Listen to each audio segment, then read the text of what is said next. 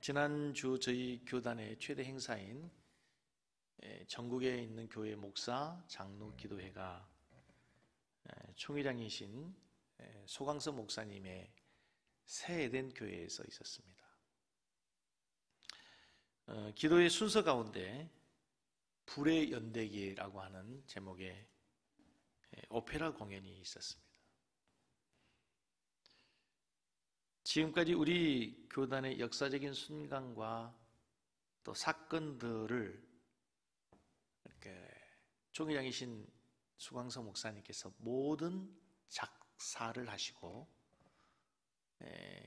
그 가사에 맞춰서 이제 작곡을 해가지고 이제 오페라로 공연하는 내용이었는데 끝나자 모든 목사 장로들이 일어나서 기립박수를 할 만큼 정말 몇 억을 들여서 이렇게 준비한 공연답게 많은 분들이 감동을 받게 됐습니다. 근데 그 제목이 불의 연대기, 그러니까 우리 교단의 시작이 하나님의 성령의 불로 시작했다는 거죠. 평양 대붕의 운동으로부터 교단의 큰 순간순간마다 사건들마다 결정적인 순간에 하나님의 성령의 불이 임하고 하나님의 성령의 능력이 임하고 또 하나님의 사람들의 선교자적인 헌신과 희생을 통해서 오늘 우리 교단이 우리나라에서는 장자교단이라 할 만큼 가장 큰 교단이 되고 장로교로서는 세계 최대의 장로교 교단이 되는 위대한 역사가 있게 됐다는 거죠. 그런 가운데 그 오페라의 마지막 부분에서 자막에 이런 문구가 떴습니다. 하지만 지금 우리의 신앙은, 우리의 교회는 현재 불이 남아있는가? 불로 시작한 우리 교단의 역사, 불로 역사하신 하나님의 그 성령의 능력이 오늘날에 우리 교단을 만들어 왔는데 이제 우리가 이 시대의 불의 연대기를 기록해야 될 주인공들인 우리의 심령의, 우리들의 교회의, 우리 교단 가운데 지금 성령의 불길이 타오르고 성령의 불기둥이 임재하고 있는가?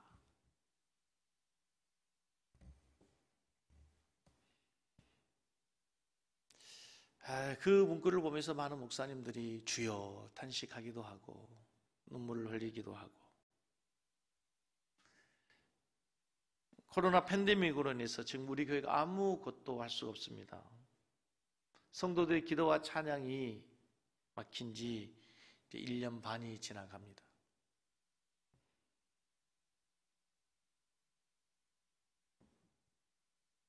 목사 장로 기도회는 설교를 듣고 모든 목사와 장로들이 눈물로 회개하고 통곡하며 기도하는 기도의 시간입니다. 이번 총회의 주제가 울게 하소서, 울어야 됩니다. 눈물이 회복해야 됩니다. 감사의 눈물, 회개의 눈물, 기도의 눈물이 우리에게 필요한데 주여 울게 하소서라는 제목인데 방역 수칙에 의해서 통성으로 기도할 수가 없는 그런 기도회가 신앙이 됐어요.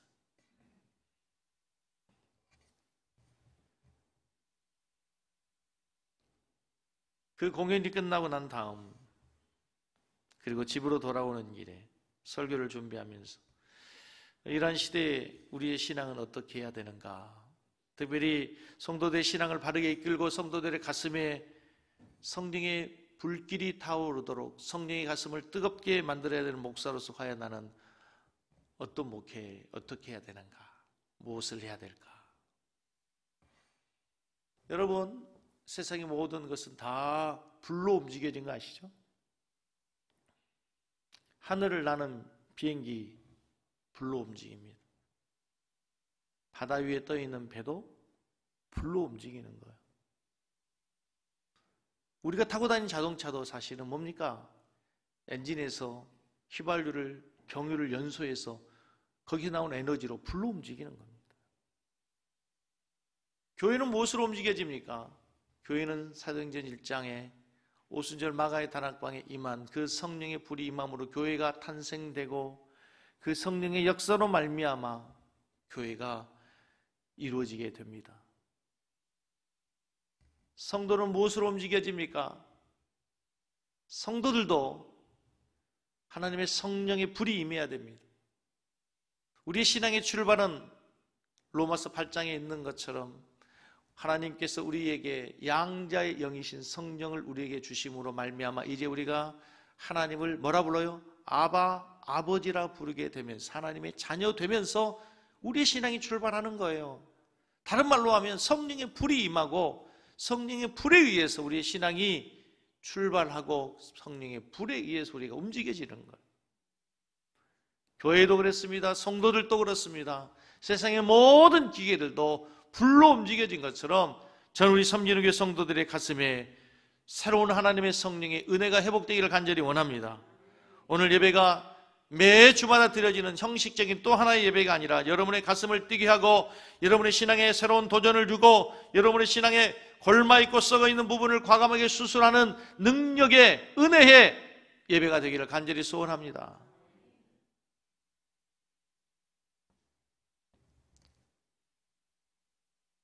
비행기를 가끔 이용해서 애국에 갈 때가 있습니다.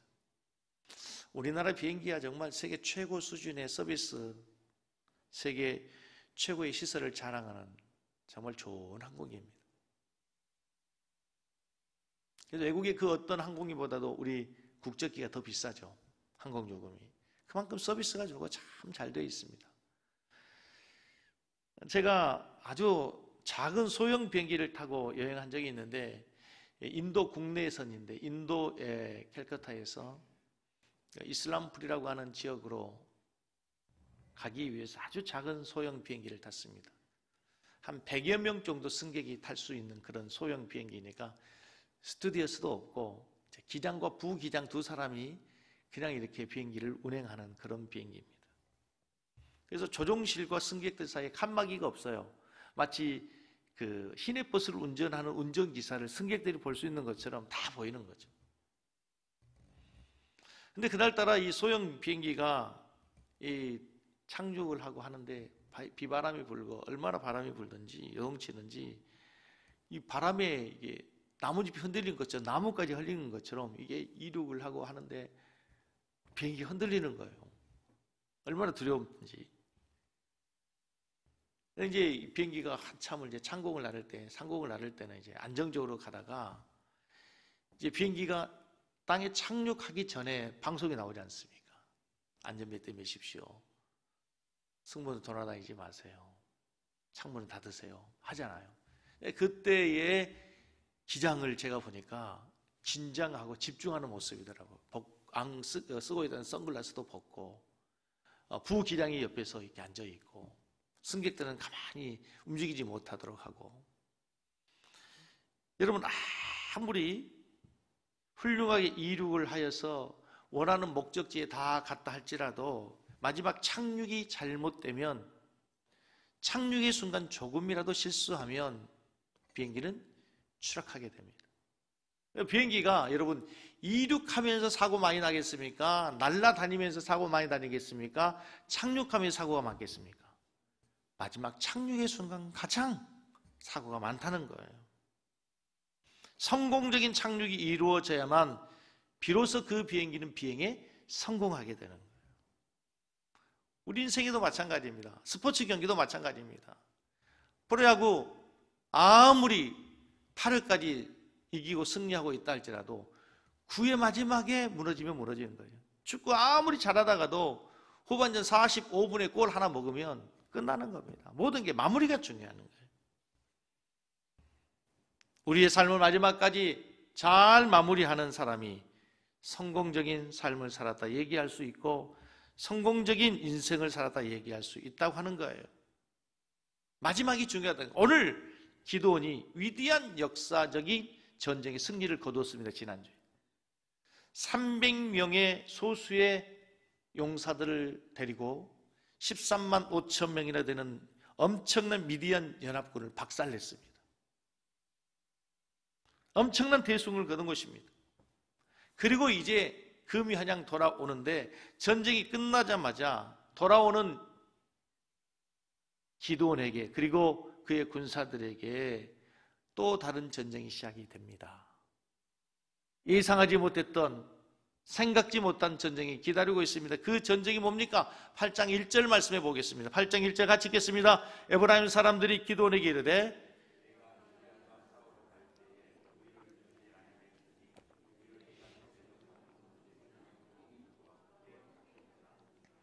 마지막에 크게 다투고 싸웠다는, 크게 다툰지라. 누가 싸우는 거예요?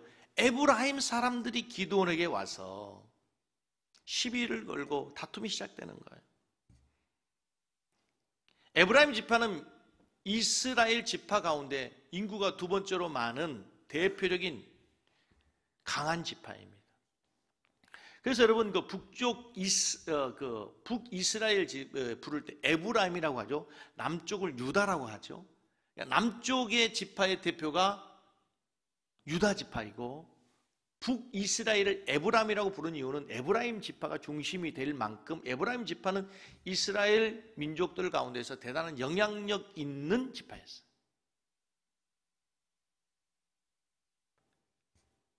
에브라임 지파는 나름대로 자부심과 긍지가 대단했단 말이에요. 특별히 가나안을 정복했던 그 영웅 지도자 여호수아가 에브라임 지파였어요. 그런데 이제 미디안과의 전쟁이 기드온의 승리로 끝나자 기드온에게 찾아와서 자기들의 섭섭한 마음을 얘기합니다. 왜 처음부터 우리를 부르지 않았느냐? 왜 전쟁에 처음부터 우리를 참여시키지 않았느냐? 그 이유와 동기가 무엇이 되었든지 간에 이제 승리하고 돌아오는, 목숨 걸고 생명 걸고 전쟁하고 돌아온 자기의 동족, 자기들의 군사들, 지도자 기드온에게 할 얘기는 아니죠. 오히려 기드온에게 전쟁에 늦게 참여한 것을 사과해야 되는데 그들은 왜 우리를 이같이 대접했느냐? 왜 처음부터 우리를 부르지 않고 왜 늦게 불렀느냐고 투덜거리면서 싸움을 걸어오는 거예요. 이게 기드온이 치러야 될 또 하나의 전쟁이었어요.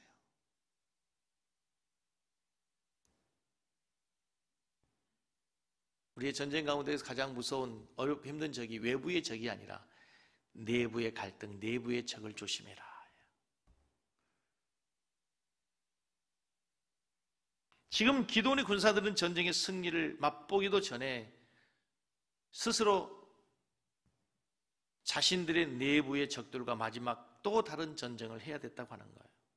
자칫 잘못하면 에브라임 지파의 이 불평이, 이 원망이 이스라엘 지파 전체적으로 확산되면, 여기저기서 서로를 원망하고 불평하게 된다면 이 이스라엘 민족은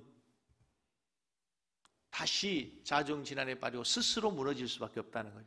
재미있는 사실은 여러분, 조금 전 이스라엘 기드온의 300용사와 전쟁했던 미디안 지파, 미디안 족속들 전쟁이 어떻게 실패하게 됩니까? 미디안 족속들이 스스로 기드온 군사들이 항아리 속에 둔 횃불을 꺼내들면서 나팔을 불고 횃불을 꺼내들 때에 그 소리에 놀라가지고 서로 자기들끼리 죽이고 서로 자기들끼리 짓밟고 그렇게 해서 미디안 족속이 실패했거든요. 스스로 무너졌거든. 그 전철을 지금 이스라엘 족속들이, 에브라임 족속이 그 전쟁을 벌려오는 거예요. 그 말을 듣고 미디안이 얼마든지 자기 입장에서, 자기 편에서 서운하고 섭섭한 점을 얘기할 수 있지 않겠습니까?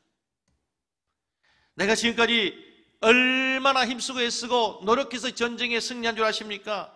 전쟁이 끝난 다음 이삭이나 주워 챙긴 주제에 웬 불평이냐고, 지금까지 미디안에게 우리가 7년 동안 억압당하고 종살이할 때 제일 큰 형님의 지파인 에브라임 지파는 뭐 했느냐고 큰 소리 칠 수 있잖아요. 그러나 기드온이 에브라임 지파를 대하는 모습을 보면서 우리가 내부의 갈등, 서로와의 다툼과 싸움, 갈등이 있을 때 어떻게 해야 되는지를 우리들이 배우게 돼요. 내부의 문제를 어떻게 해결하나 2절, 3절 보십시오. 8장 2절을 같이 보겠습니다. 기드온이 그들에게 이르되 내가 이제 행한 일을 너희가 한 것에 비교하겠느냐? 에브라임의 끝물 포도가 아비에셀의 만물보다 낫지 아니하냐? 하나님 미디안의 방백 오렙과 수엽을 너희 손에 넘겨주셨으니 내가 한 일이 어찌 너희가 한 것에 비교되겠느냐? 지금 무슨 얘기인지 이해가 되세요? 에브라임의 끝물 포도가 우리 가문 므낫세 지파 우리 아버지 아비에셀의 만물 포도보다도 훨씬 낫지 않습니까? 우리 지파의 찌질이를 아무리 내세워도 형님의 지파들 따라갈 수 없습니다. 형님의 지파들과 우리는 비교되지 않지 않습니까? 우리가 아무리 전쟁을 했다고 하지만 우리가 한 일이 무엇입니까? 형님의 지파, 에브라임 지파가 오렙과 스웹을 잡아오지 않았습니까? 이보다 더 큰 전과가 어디 있습니까? 그랬더니 기드온이 이 말을 하며 그들의 노여움이 풀리니라. 8장 몇 절 나옵니까? 3절 맨 마지막에 보면은 기드온이 3장 맨 마지막 기드온이 이 말을 하며 그때에 그들의 노여움이 뭐예요? 풀리니라. 잠언서 15장 1절 말씀에 이런 말씀이 있습니다. 같이 읽습니다. 잠언서 15장 1절 유순한 대답은 분노를 쉬게 하여도 과격한 말은 노를 격동하느니라. 다시 한번 유순한 말은 대답을 과격한 말은 노를 격동하느니라. 여러분 미디안과의 전쟁에서 승리하고 돌아온 기드온에게 그 용사들에게 할 얘기는 아니죠. 에브라임이 할 얘기는 아니죠. 또 기드온의 입장에서 에브라임이 한 얘기에 대해서 얼마든지 자기 입장에서 얘기할 수 있겠지만 기드온이 자기의 자존심을 내려놓습니다. 자기 중심의 사고에서 내려놓고 상대방을 높여주고 축혀주고 인정해주고 칭찬해주고. 무슨 얘기입니까? 기드온은 에브라임 지파가 싸움의 대상이 아니라 자기가 진짜 싸워야 될 것은 아직까지도 지금 미디안의 군사가 엄연히 패잔병일지라도 남아있는 상황 속에서 싸워야 될 대상이 미디안 족속이지 자기 족속이 아니라는 것을 알았어요. 오늘 많은 성도들이 많은 사람들이 무엇에서 실패하냐면 싸움의 대상을 혼동합니다. 여러분 잘 싸우는 것도 중요하지만 싸움의 대상이 누군지를 알고 싸우는 것이 중요해요. 조금 전에 말씀드렸던 것처럼 미디안 군사들이 13만 5천 명이나 됩니다. 엄청난 군사 아닙니까? 근데 그들이 스스로 자기들을 죽이고 스스로 무너지고 말았지 않습니까? 싸움의 대상을 모르는 거예요. 아무리 잘 싸우면 뭐예요? 아무리 칼질을 잘하고 활을 잘 쏘면 뭐합니까? 자기 적군을 향하면 자기의 적을 향해 자기의 동료를 향해서 총뿌리를 겨누면 스스로 죽는 거죠. 서로가 죽는 거예요. 교회도 개인도 민족도 어떤 공동체든지 계획대로 일이 잘 되어갈 때 조심해야 됩니다. 뭔 일이 생각대로 계획대로 성공해 가는 것처럼 보여질 때 조심해야 돼요. 그때 새로운 적이 생깁니다. 외부의 적이 아니라 내부의 적이. 외부의 공격이 아니라 내부의 공격이 시작되는 거예요. 여러분 느헤미야서에 보면은 느헤미야가 포로에서 돌아와서 무너진 성벽을 쌓습니다. 진짜 무서운 공격은 어디에서 시작됩니까? 외부의 적이 아니라 내부에서 서로 느헤미야를 공격하고 서로의 분열이 일어나서 오히려 위기를 당하게 되는 것처럼 지금 기드온이 그렇다는 거예요. 교회의 역사를 보면요, 교회가 외부의 공격에 의해서 어떤 정권이라 어떤 세력이 어떤 강한 힘의 논리에 의해서 교회를 공격하고 핍박할 때 교회가 무너지는 역사가 없습니다. 역사상 교회가 가장 어렵게 가장 힘들게 많은 핍박을 당한 때가 언제입니까? 로마 시대입니다. 초대교회 시대입니다. 그때는 전 유대인들이 로마의 병사들이 바리새인과 서기관들이 교회를 공격해 옵니다. 그들은 지하 카타콤으로 숨어 들어갑니다. 300년이 지났습니다. 그런데 놀라운 사실은 교회를 그렇게 핍박하던 로마가 300년 만에 복음으로 정복을 당합니다. 아무리 교회를 공격해도 교회는 외부의 힘에 의해서, 외부의 공격에 의해서 무너지지 않는다는 거예요.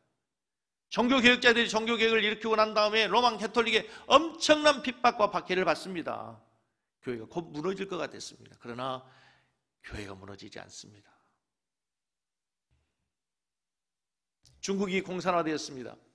복음을 전하던 선교사님들, 교회를 세웠던 선교사님들이 다 추방되어 버렸습니다. 서방의 교회들이 걱정했습니다. 근심했습니다. 기도했습니다. 과연 중국의 교회가 어떻게 될 것인가? 중국의 문이 열렸습니다. 개방화가 정책이 됐습니다.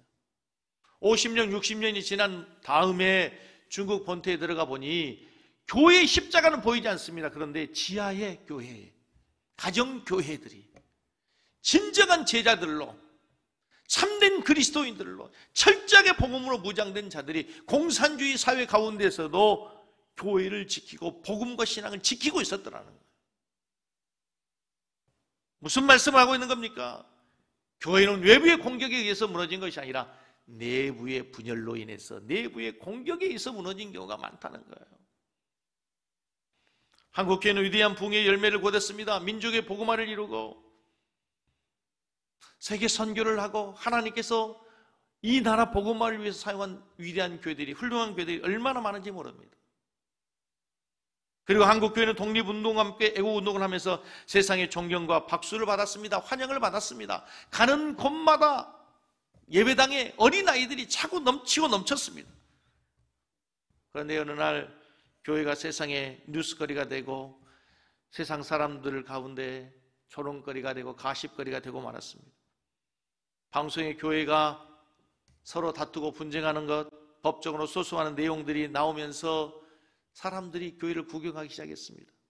안타까운 것은 교회를 고발하고 세상 사람들의 조롱거리가 되도록 그 모든 정보를 제공하고 방송을 만들 수 있도록 협조한 사람들이 누굽니까? 다 교회의 핵심 멤버들, 교회의 중직들, 교회 성도들이 그런 거예요. 잘못을 떠나서 사단은 이 시대의 교회를 어떻게 공격하느냐? 국가의 권력을 통해서, 대통령을 통해서, 검찰과 경찰을 통해서 교회를 공격하지 않습니다. 공격 못합니다. 사단은 고대의 전술을 갖습니다. 교회를 어떻게 무너뜨립니까? 스스로 분열하게 만듭니다. 스스로 싸우게 만듭니다. 목사와 장로와 당회들끼리, 안수집사들과 당회가 서로 갈등하게 하고, 셀에서 서로 분열하게 하고, 그래서 교회들이 무너지는 교회들이 얼마나 많습니까, 여러분? 보십시오, 여러분. 이게 놀라운 영적 진리 아닙니까?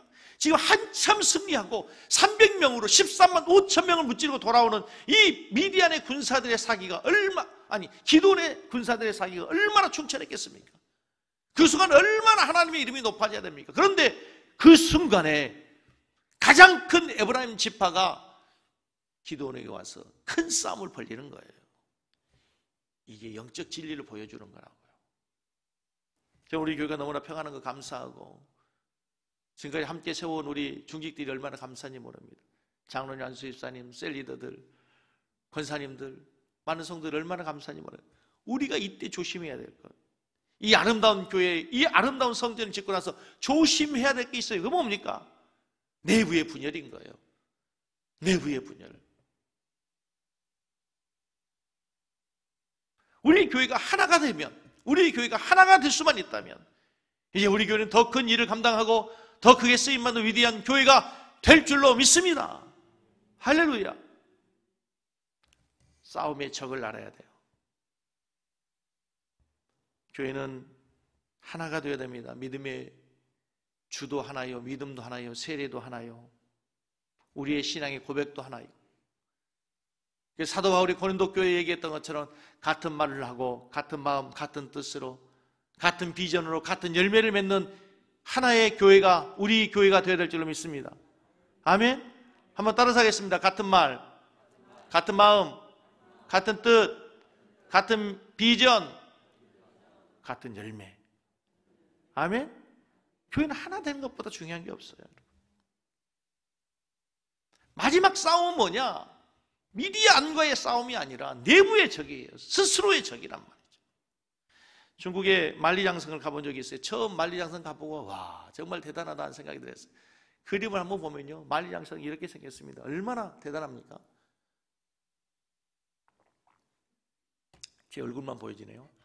만리장성을 보면요, 산 맨 위에 정말 거대한 성이 쌓여져 있는데 인류 역사상 가장 커다란 건축물.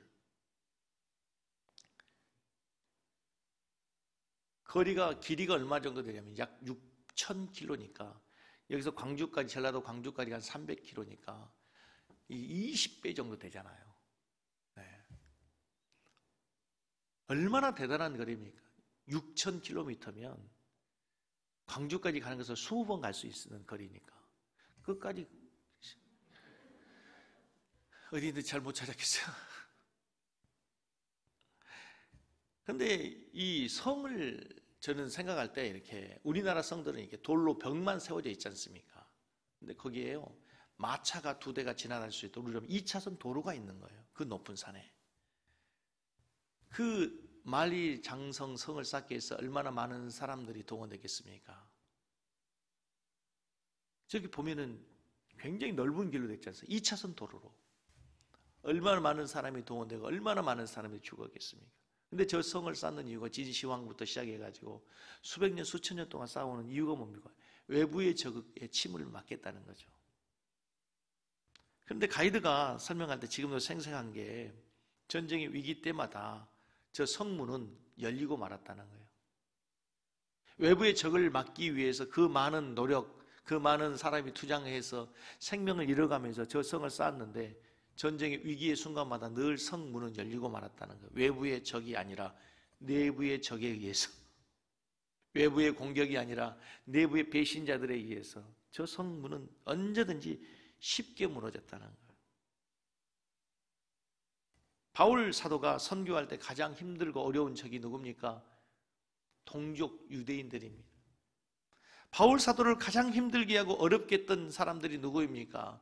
자신이 복음을 전해서 세운 교회의 성도들이, 고린도 교회 성도들이, 갈라디아 교회 성도들이 바울 사도를 향해서 거짓 사도라는 거예요. 그가 전한 복음이 가짜 복음이라는 거예요.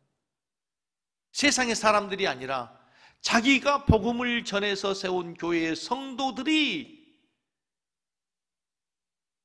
자신의 목자로 세운 그 사도 바울을 향해서 가짜다, 거짓이다, 그가 전한 복음을 믿을 수 없다.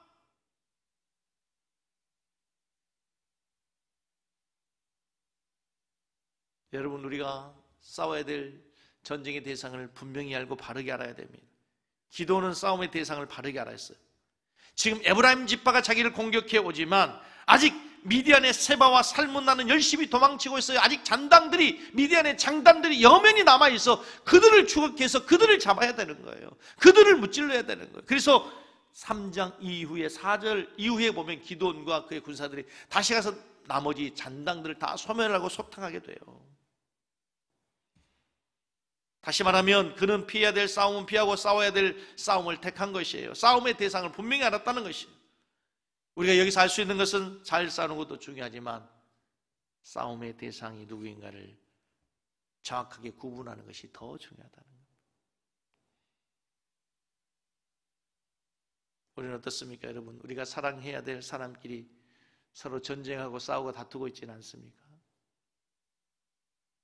서로 한 마음으로 살아야 할 아내와 남편이, 서로 힘을 합쳐서 동력해야 할 교회의 성도들이, 한 가족을 이루어야 될 셀 가족들끼리 우리가 서로 사랑하고 기도하고 세워주고 위로해 줘야 될 사람들인데, 그리스도의 위대한 섭리 가운데 만난 성도들인데, 다시 여러분, 우리들이 싸움의 대상은 성도들이 아니고 가족이 아니고 목사가 아니고 장로가 아니고 셀 리더가 아니라 우리가 싸워야 될 싸움의 대상은 사단이고 우리 안에 있는 죄와 피 흘리기까지 싸워야 될 줄로 믿습니다. 우리가 싸워야 될 대상은 하나님이 세우신 성도가 아니에요. 가족이 아니란 말이에요. 부부가 아니고 부모와 자녀도 아니에요. 형제들도 아니에요. 원수마귀 사탄과 우리 안에 있는 죄악의 본성과 세상의 악한 풍습과 우리가 싸워 승리해야 된다는 사실을 다시 한번 기억할 수 있기를 주님의 이름으로 축복합니다. 그 다음에 싸워야 될 대상이 누구냐면요, 내 자신입니다. 오늘 기드온이 전쟁에 승리하자 이스라엘 백성들이 찾아와서 기드온에게 이렇게 얘기합니다. 8장 22절 말씀에 보면은 때에 이스라엘 사람들이 기드온에게 이르되 같이 읽습니다. 당신이 우리를 미디안의 손에서 구원하셨으니 당신과 당신의 아들과 당신의 무슨 말입니까? 기드온에게 자신의 왕이 되어달라는 겁니다. 우리들의 왕이 되어 주십시오. 당신과 당신의 아들, 당신의 손자까지도 대대로 우리를 다스려 주십시오. 우리를 이끌어 주십시오. 우리를 인도해 주십시오. 어느 누구도 넘볼 수 없는 엄청난 권력을 갖게 된 기드온에게 이제 이스라엘 백성들이 왕이 되어달라고 하는 거예요. 여러분, 사사시대의 가장 큰 문제가 무엇입니까?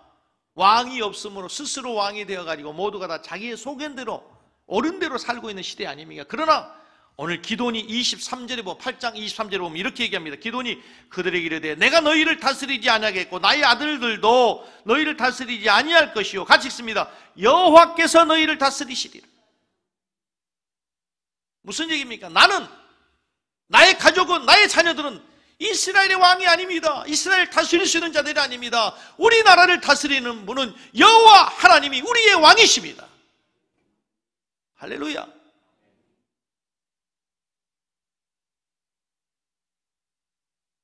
우리가 싸워야 될 적, 그게 뭔지 아십니까?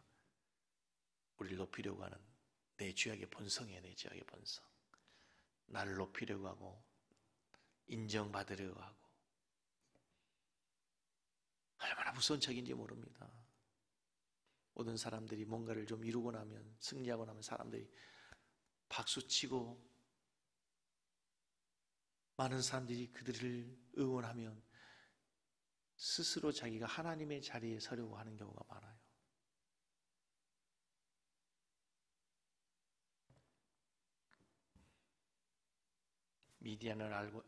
기드온은 알고 있습니다. 미디안과의 전쟁에서 승리한 것이 자신이 아니라 하나님의 역사고 하나님의 작품이고 하나님의 도우심이 있었기 때문에 가능하다는 것을 알고 있어요. 그래서 왕이 되어달라고 부탁하는 그들에게 이런 지하에 거절하면서 하나님이 너희를 다스릴 것이다. 하나님이 너희들의 왕이 되어주실 것이다.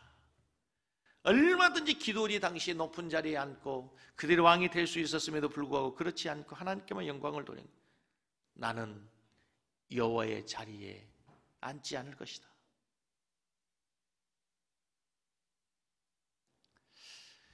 제가 신학생 때 참 존경했던,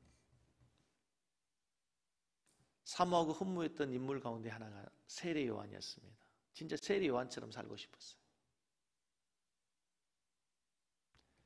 광야에 외치는 자의 소리로 정말 약대 털옷을 입고 메뚜기의 석청을 먹으며 살아가는 그 청빈한 삶도 좋아 보였고,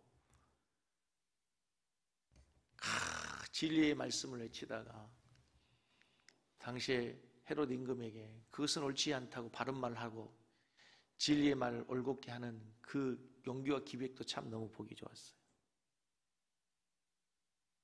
그러나 요즘 생각해 보면 사도 요한이, 세례 요한이 진짜 위대했던 건 뭐냐면요, 자기의 위치를 정확하게 인식하고 그 자리를 떠나지 않는 거예요. 그 자리 이상을 넘어가지 않는 거예요. 예수님이 나타나기 전에 유대 민족 가운데 최고의 슈퍼스타는 세례 요한이었습니다. 가는 곳마다 수많은 사람들이 세례를 받기 위해서 수많은 사람들이 모여들었습니다. 예수님이 오시고 난 다음에 자기 제자들이 다 예수님에게로 빠져나가는 거예요. 자기의 오던 사람이 다 예수님을 따라가는 거예요. 사람의 시기심이라는 게, 자존심이라는 게 누구나 다 똑같습니다. 그때 세례 요한이 뭐하러 합니까? 나는 광야에 외친 자의 소리다. 나는 주의 길을 평탄케 하기 위해서 온 자지 나는 메시아가 아니다. 그분은 요한복음 3장 30절에 그는 흥하여야 되겠고 나는 쇠하여야 하리라. 그분은 흥해야 되겠고 나는 쇠해야 된다. 자기 위치, 자기 자리를 지킨 거예요. 나는 외친 자리 소리야. 소리는 의미를 전달하고 사라져버리는 것처럼 나는 언젠가는 역사의 뒤안길로 사라져야 될 존재야. 많은 사람들이 그를 따르고 자신을 따르고 자신에게 박수를 보내도 나는 신랑이 아니야. 나는 신랑의 들러리야. 나에겐 들러리의 기쁨이 있다고 생각해. 그래서 결국 그는 예수님에게 여자가 낳은 자 중에 세례 요한보다 큰 이가 없도다는 칭찬을 받게 되지 않습니까? 여러분, 우리가 싸워야 될 또 다른 전쟁이 있습니다. 외부의 적이 아니라 미디 왕가의 전쟁보다 더 무서운 싸움은 내부의 분열, 내부의 적이에요. 에브라임 지파의 공격, 형제들의 공격이에요. 형제들의 공격보다 더 무서운 적이 있어요. 그게 뭡니까? 내 자신과의 싸움이에요. 나를 드높이고 인정받으려 하고, 그러나 그 가운데 내 자신을 낮추고 내 자신을 죽이고 겸손의 자리로 하나님이 최초에 나를 두셨던 그 은혜의 자리에 서게 하는 그것이 우리가 싸워야 될 신앙의 또 다른 전쟁이라는 거예요. 또 다른 싸움이 거기에 있어요.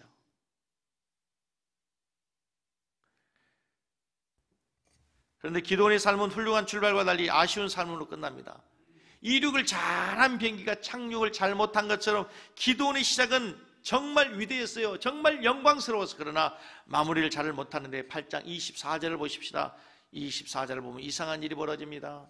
기도원이 또 그들에게 이르되 내가 너희에게 요청할 일이 있으니 너희는 각기 탈취한 귀고리를 내게 줄지니라 하였으니 이는 그들이 이스마엘 사람들이므로 뭐가 있어요? 금 귀고리가 있었어요. 그리고 나서 27절을 보겠습니다. 27절 기도니 그 금으로 무엇을 만들었어요? 에봇 하나를 만들어서 자기의 성읍 오브라에 두었더니 온 이스라엘이 그것을 음란하게 함으로 그것이 기드온과 그 집의 올무가 되니라. 기드온과 그 집에 뭐가 되었어요? 올무가 되었어요. 온 이스라엘이 그것을 음란하게 유함으로. 무슨 얘기냐면 왕이 되어 주십시오 라고 하는 그 유혹에서는 기드온이 자기 자신을 이겼어요. 그런데 가만히 생각해 보니까 전쟁에서 승리하고 나서 너무 허전한 거야. 뭔가 기념비를 만들고 싶었어요. 너희들이 가지고 있는 금고리, 너희들이 가지고 있는 은금패미를 다 가지고 와라. 그리고 나서 에봇을 만들었어요. 여러분, 에봇은 금으로 만드는 게 아니에요. 성경을 자세히 보세요. 에봇은 금으로 만드는 게 아니에요. 금으로 만들어진 그 에봇을 보는 순간 수많은 사람들이 또 그것을 숭배하기 시작해요. 또 하나의 시리로 모시기 시작해요. 기도원이 그것을 왜 만들었겠습니까? 자신의 이름을 높이고 자신의 전쟁의 성과를 기념하기 위해서 만들어 놓은 거예요. 그래서 그것 앞에 수많은 사람들이 와서 음란하게 위함으로. 이게 뭐예요? 여기서 영적 간음, 우상을 숭배하게 되는, 하나님 아닌 그것을 신으로, 또 하나의 신으로 섬기게 된다. 그래야 그것이 기도원과 그 집에 뭐가 돼요? 올무가 되고 만 거예요. 올무가 되고 만 거예요. 에봇을 만드는 것은 문제가 되지 않아요. 그러나 그 에봇을 섬기는 우상 숭배의 이스라엘 백성들이 또 빠지게 되는 거예요. 사랑하는 성도 여러분, 우리의 신앙의 가장 큰 싸움이 외부에 있지 않습니다. 내부에 있습니다. 내 자신과의 싸움입니다. 이 작은 문제에 기도원이 실패하게 되는 거예요. 그래서 또다시 이스라엘 백성들이 타락의 길을 가게 돼요. 또다시 이스라엘 백성들이 하나님의 은혜의 길에서 떠나게 된다는 거예요. 자, 이제 하나님의 말씀을 좀 정리해 보겠습니다. 오늘 기도는 비행기가 이륙할 수 있도록 훌륭하게 이륙했어요. 착륙도 잘했어요. 그런데 마지막 마무리를 잘못했어요. 외부의 적도 이겼어요. 내부에 공격해오는 에브라임 지파와의 전쟁에서도 승리했어요.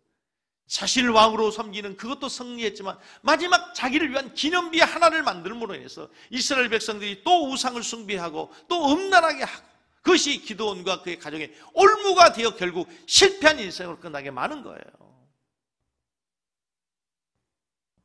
오늘 저는 우리 성민교회 성도님들에게 말씀의 결론 이렇게 말씀드리고 싶어요. 우리 인생의 마무리를 잘해야 됩니다. 지금까지 어떤 삶을 살아오셨어요? 신앙생활을 처음부터 시작해서 지금까지 얼마나 눈물 흘리면서 여기까지 왔습니까? 우리 교회가 지하실에부터 시작해서 여기까지 얼마나 하나님의 은혜 가운데서 기도하면서 성도들 헌신해서 여기까지 왔습니까? 마무리를 잘해야 돼요. 우리를 공격해오는 많은 적들이 아니라 우리 안에서 더 서로를 위로하고 격려하고 세워주고, 할렐루야. 그래서 정말 이 시대에 쓰임받는 위대한 교회, 능력 있는 교회, 지역에 선한 영향력을 미칠 수 있는 아름다운 세상을 꿈꾸는 우리 섬기는 교회가 될 수 있기를 주님의 이름으로 간절히 축복합니다. 할렐루야. 우리 한번 찬양하고 기도하십시다. 6월달 찬양으로 아무것도 두려워 말라, 이 찬양을 매주마다 이 찬양을 또 하겠습니다. 지난달에는 행복이라는 찬양을 했는데 이번에는 아무것도 두려워하지 말라.